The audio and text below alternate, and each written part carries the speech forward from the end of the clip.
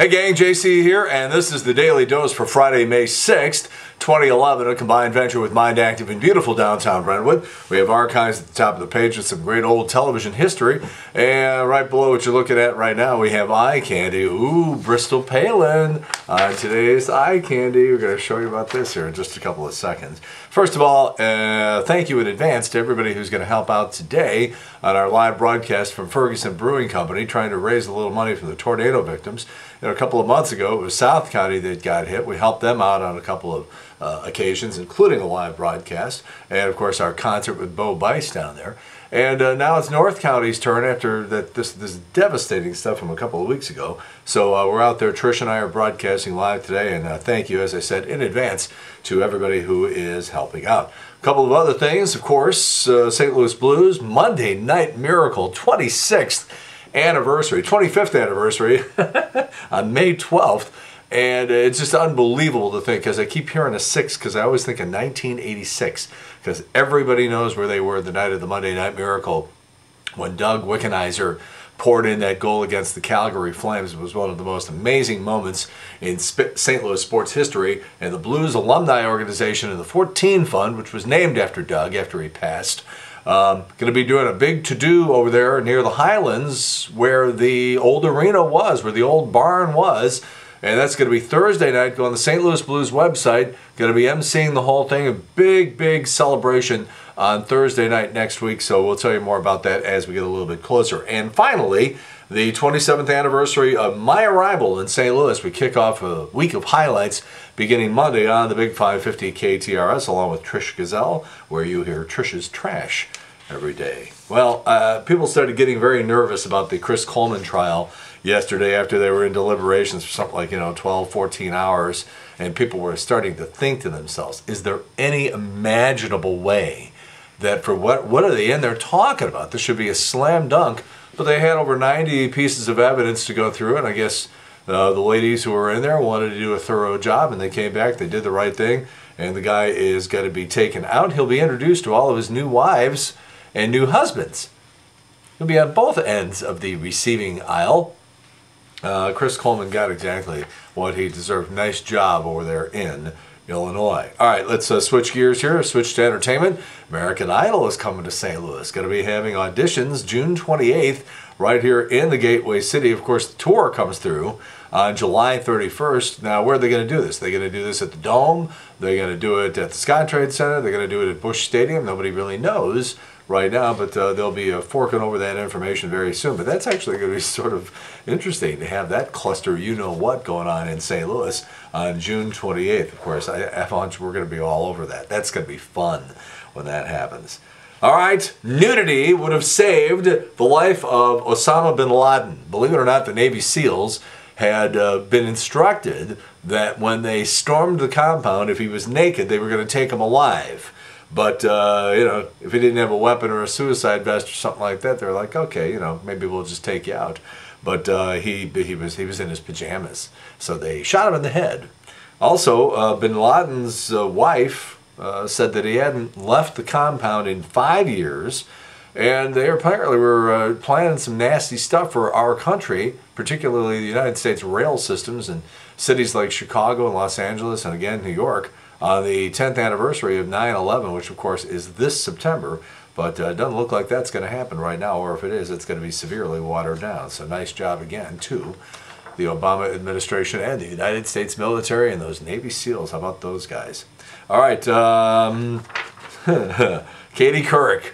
This, everybody's all worked up into a lather out this because, NBC dropped out. CBS says, no, we're not going to have any room for you. She's not interested in CNN, all that sort of stuff. So the soap opera is about over, which is ironic because apparently Katie Couric's new talk show, which is going to air at 2 o'clock St. Louis time in about a year and a half, is going to wipe out General Hospital. And there's people who are pissed off about that.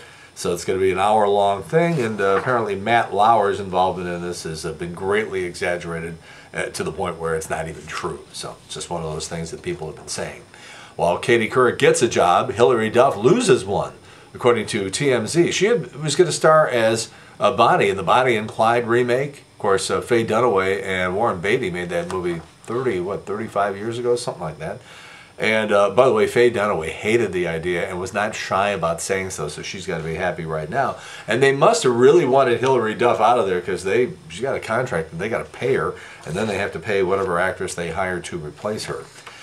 Say what you want about Lady Gaga, but this is amazing. It all began back in November of 2009, and finally it wraps up in Mexico City. And when it's all over, Lady Gaga's 200 concert dates is going to rack up 2.5 million people and $227 million. Biggest ever tour by a first-time headlining artist, and on the cusp of being one of the top 10 highest-grossing tours of all time. Whatever happened to Ted Williams, the golden-throated guy, the homeless guy living on the side of the road in Columbus, and then they discover him, and the next thing you know, he's doing Kraft macaroni ads, and he's on every television show. He's the most sought-after celebrity in America. A couple of months ago, he's back in rehab. We asked the question on the air on one of our Up or Down, No Middle Ground segments a couple of months ago, where's Ted Williams going to be in 5 years? Will he be a celebrity? Will he have his life together?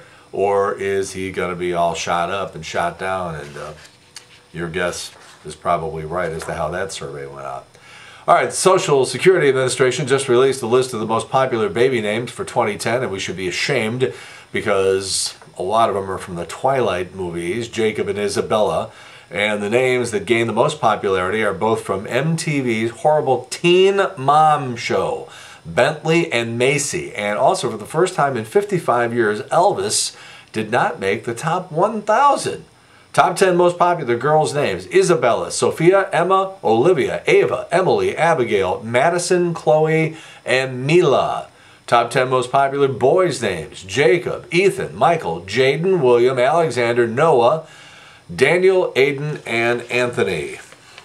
God forbid anything should ever happen to you or one of your loved ones, like a brain aneurysm, but I'm telling you, eat your prunes and have a balanced diet, because a new study has found that 3.5% of the time when aneurysms rupture and cause strokes, it's because someone was trying too hard to poop.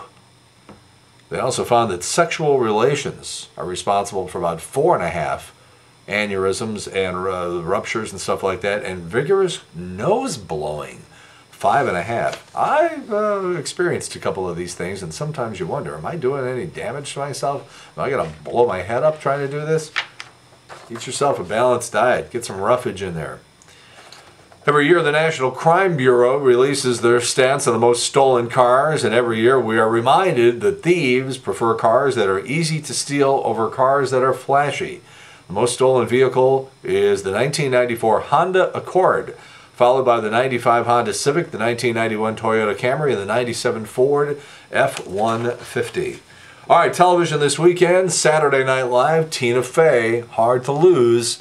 Tina Fey, hottest thing in show business right now. 60 Minutes, the president's going to talk, I guess he's going to do his only interview about the storming of the compound of Osama bin Laden.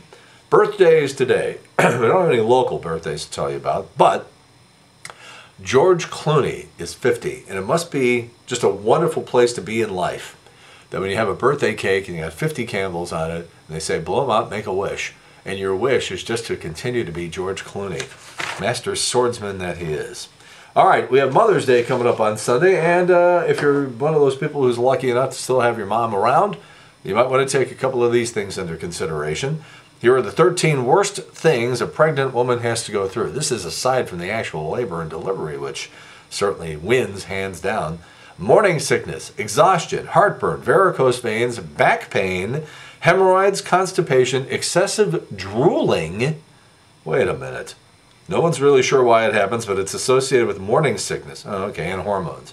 All right, number 9, gas. 10, constantly having to pee. You got like a 10-pound thing sitting on your bladder. Urinary tract infections, stretch marks, and postpartum depression. That is what your mother went through. And to reward her for everything that she did for you, you have given her crap on Mother's Day. Well, you've given her crap her entire life, but on Mother's Day, when you're supposed to give her something nice, new survey has compiled the list of the worst Mother's Day gifts ever.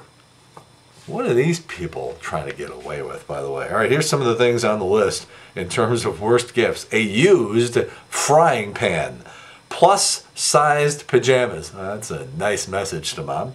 A Pauly Shore video. Why would you do that to anybody, especially your mother? A used breast pump, a bullwhip, sort of message are you sending there?